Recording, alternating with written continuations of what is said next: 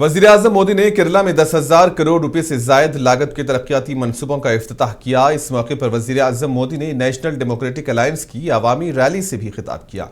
केरला के शहर कोच्चि और एर्नाकुलम में मुनक्किदा तकारीब से उन्होंने खिताब किया। वज़ीर-ए-आज़म ने नेशनल हाईवे 66 पर पहले 6 लेन वाले हिस्से का इफ्तिताह किया। उनका कहना था कि नई सड़क की तामीर से एज़ेकल पोर्ट तक रसाई बेहतर होगी और खित्ते में तिजारत और आमदोरफ्त को फरोग मिलेगा।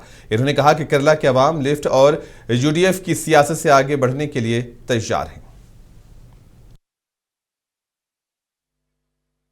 हमेशा ही बहुत शानदार अनुभव होता है। आज इस वाइब्रेंट कोस्टल सिटी से मुझे केरलम के विकास को और गति देने का अवसर मिला है।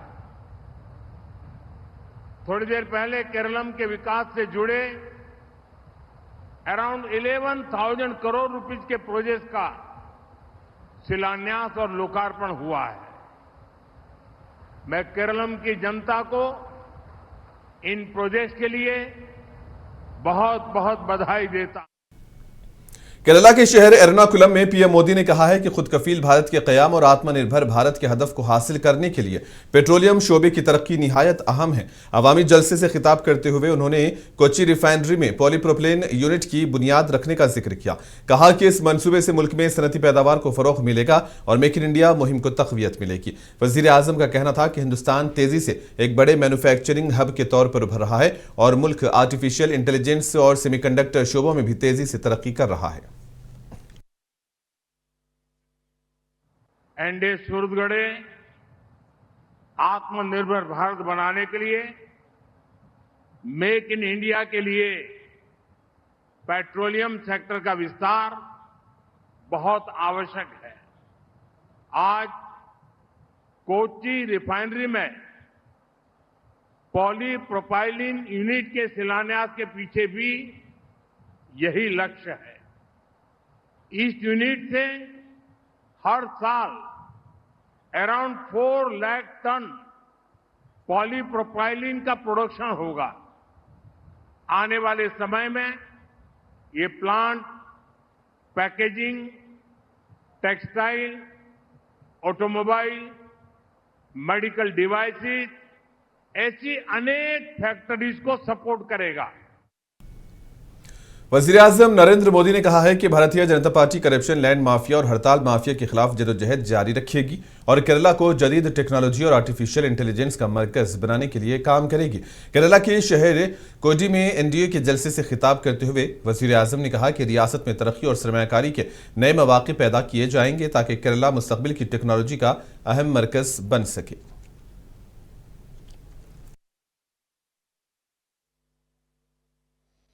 एनडीए सूरतगढ़े बीजेपी एनडीए केरलम के टैलेंट के साथ न्याय करके रहेगी। यहां इन्वेस्टमेंट का बेहतर माहौल बनाया जाएगा। Corruption, red tape, land mafia, हड़ताल माफिया, ऐसी हर रुकावट को बीजेपी एनडीए सरकार दूर करेगी। हम केरलम को एआई और फ्यूचर टेक्नोलॉजी का बड़ा हब बनाने के लिए मेहनत करेंगे। हम यहां स्किल डेवलपमेंट के इकोसिस्टम को नए सिरे से विकसित करेंगे। चीफ मिनिस्टर नारा चंद्रबाबू नायडू ने आंध्र प्रदेश सेक्रेटरीट में मुनक्किदा जिला कलेक्टर्स की 6ठी कॉन्फ्रेंस में शिरकत की और इसी दौरान सीएम नायडू की सदारत में यह अहम कॉन्फ्रेंस मुनक्किद हुई। रियासती वुज़रा और आला हुक्काम का यह इजलास था जिसमें जिला कलेक्टर्स और सुपरिंटेंडेंट्स ऑफ पुलिस ने वर्चुअल तौर से शिरकत की। इजलास के दौरान वज़ीर आला ने ऐलान किया कि इस माह की 13 तारीख को किसानों के लिए माली इमदाद जारी की जाएगी। इन्होंने यह भी बताया कि रियासती हुकूमत हर माह फलाही स्कीमों की रकम की जुराई के लिए एक बाकायदा कैलेंडर जारी करेगी ताकि सरकारी स्कीम्स के फवायद बर वक्त आवाम तक पहुंच सके। इसी दौरान आला हुक्काम और रियासती वुज़रा ने मुख्तलिफ सरकारी मनसूबों के हवाले से ब्रीफिंग दी।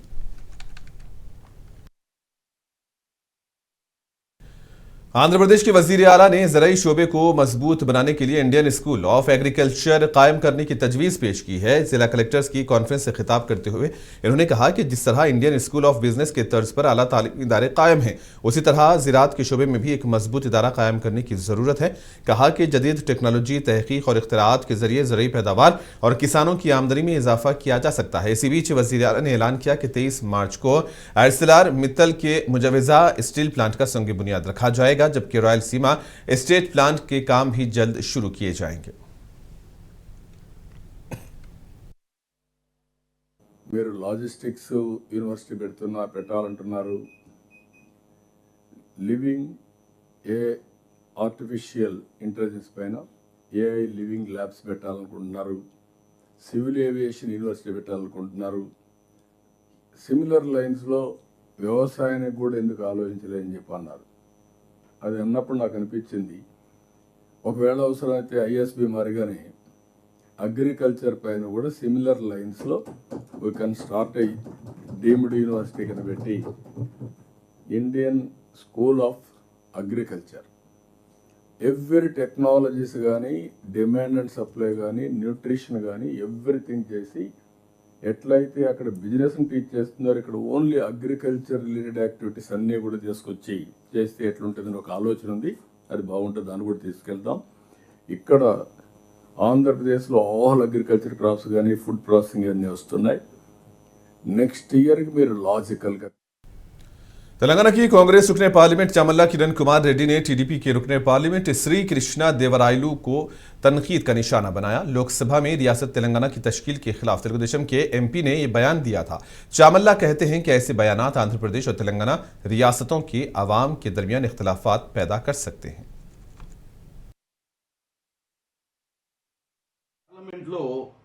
నిన్న ఓం బిర్లా గారి అవిశ్వాస తీర్మానంపై చర్చ జరుగుతున్న సమయంలో ముఖ్యంగా నేను సస్పెన్షన్లో ఉన్నా కాబట్టి నేను హౌస్లో లేను. కానీ నిన్న సాయంత్రం లావు కృష్ణదేవరాయలు టీడీపీ ఫ్లోర్ లీడరు మాట్లాడుతూ 14th ఫిబ్రవరి 2014 ఒక బ్లాక్ డే, డార్క్ డేగా వర్ణిస్తూ పార్లమెంట్లో ఆ రోజు స్పీకర్ మీరా కుమారి గారు తీసుకున్నటువంటి ప్రత్యేక రాష్ట్ర తెలంగాణ తప్పు నిర్ణయం అని, ఆ రోజు తలుపులు పెట్టి మరీ నిర్ణయం తీసుకుర్రని చెప్పి తెలిసి తెలియని మాటలు మాట్లాడుతున్నారు. రాజ్యాంగబద్ధంగానే తెలంగాణ రావడం జరిగింది.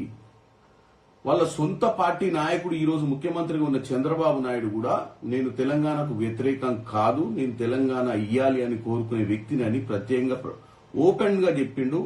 ఓపెన్ గా వాళ్ళందరూ కూడా పార్లమెంట్ కి వాళ్ళ ఇంట్రెస్ట్ ని తెలియజేసారు, అన్ని పొలిటికల్ పార్టీలు.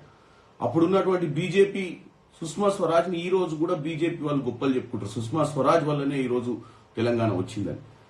మరి leader of opposition Telugu Desam party BJP నాయకులను ప్రసన్నం చేసుకోనికే నిన్న పార్లమెంట్ ఫ్లోర్ మీద మాట్లాడుతూ, లోక్సభలో ఫ్లోర్ మీద మాట్లాడుతూ ఆ రోజు జరిగిన ప్రక్రియనే తప్పు పట్టడాన్ని నేను ఖండిస్తున్నాను. ఎందుకంటే ఈరోజు కేవలం మీరు అంటగాగుతున్నటువంటి బీజేపీ అంటే 18th లోక్సభలో చంద్రబాబు నాయుడు, నితీష్ కుమార్ గారు ఇద్దరు కలిసి ప్రజలు వారికి ఓటేసినా వారు బీజేపీకి మద్దతు ఇచ్చి ఈ 18th లోక్సభను కాపాడిరు. సరే, ప్రజాస్వామ్యంలో వాళ్ళకు ఓటేసిరు, వాళ్ళ ఇష్టానుసారంగా వాళ్ళ తర్వాత ఎన్డీఏకు జతగట్టిరు.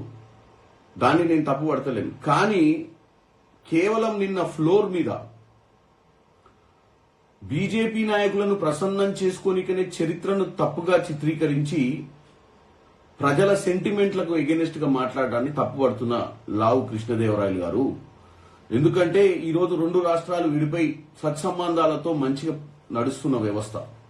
మీరు ఇలాంటి వాక్యాలు ఎవరినో ప్రసన్నం చేసుకోనికే మాట్లాడి దాన్ని బ్లాక్ డేగా వర్ణించి మళ్ళా దాని మీద ప్రత్యేక చర్చ పెట్టాలని నువ్వు parliamentary affairs minister Kiran Rijiju గారిని రిక్వెస్ట్ చేయడము, ఇదంతా చూస్తుంటే మరి నీకు అవగాహన ఉందా? మరి 2014లో అది జరిగినప్పుడు నువ్వు ఏ వ్యాపారంలో ఉన్నావు? गुंटूर जिले में वाक़ आचार्य नागार्जुन यूनिवर्सिटी में इंडियन एयरफोर्स की अग्निवीर वायु ओपन रिक्रूटमेंट रैली काफ़ी मकबूल हो रही है। इस रिक्रूटमेंट ड्राइव को अच्छा रिस्पांस मिल रहा है। Recruiting officer wing commander Sheikh Yakub Ali ने बताया है कि आंध्र प्रदेश और तेलंगाना के उम्मीदवार इस रैली में बराह रास्त शिरकत कर सकते हैं। आंध्र प्रदेश के उम्मीदवारों के लिए 12 मार्च जबकि तेलंगाना के उम्मीदवारों के लिए 15 मार्च को इंतखाबी अमल मुनक़िद किया जाएगा। और इन्होंने कहा है कि उम्मीदवारों के लिए जिस्मानी टेस्ट, दौड़ और तहरीरी इम्तिहान के साथ साथ मुख्तलिफ मराहिल पर मुश्तमिल इंतखाबी अमल रखा गया है। Wing commander Sheikh Yakub Ali, commanding officer हूँ 12 एयरमैन सिलेक्शन सेंटर सिकंदराबाद से। मैं आंध्र प्रदेश और तेलंगाना का रिक्रूटमेंट ऑफिसर भी हूँ। इंडियन एयरफोर्स में ज्वाइन करने के लिए अग्निवीर वायु का एक ओपन रिक्रूटमेंट रैली हम गुंटूर में आचार्य नागार्जुन यूनिवर्सिटी में आयोजन किया है। 9 मार्च को लड़कियों का हो गया, ख़त्म हो गया। 9 मार्च को हो गया था। बहुत अच्छा रिस्पांस मिला, हमें बहुत खुशी हुई। अभी अगला हमें 12 मार्च को यानी कल आंध्र प्रदेश बॉयज़ के लिए है।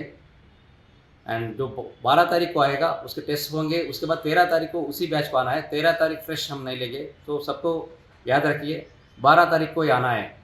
ये टेस्ट 2 दिन का होगा, तो 12-13 लिखा है, लेकिन 12 को आना है सबको। सुबह में 4 बजे से आ सकते हैं आप, एंड 10 बजे कट ऑफ टाइम है। उसके बाद हमारा 15 तारीख को तेलंगाना बॉयज़ के लिए है।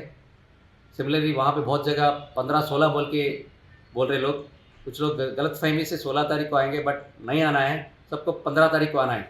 जो 15 तारीख को आएंगे उन्हीं को हम टेस्ट करके दूसरे दिन भी बताएंगे। हमारा टेस्ट 2 दिन चलता है एंड ये एकदम हमारा सिलेक्शन फ्री एंड फेयर है, ट्रांसपेरेंट है। कोई किसी को बीच में मीडिएटर्स को, किसी को दलाली को, किसी को एक मत करना। पैसे वगैरह देने की कोई ज़रूरत नहीं आपको। अगर आपके पास पोटेंशियल है, आपके पास वर्थ है, टैलेंट है, आपके पास आइए, हम हैं यहाँ सेलेक्ट करने के लिए। किसी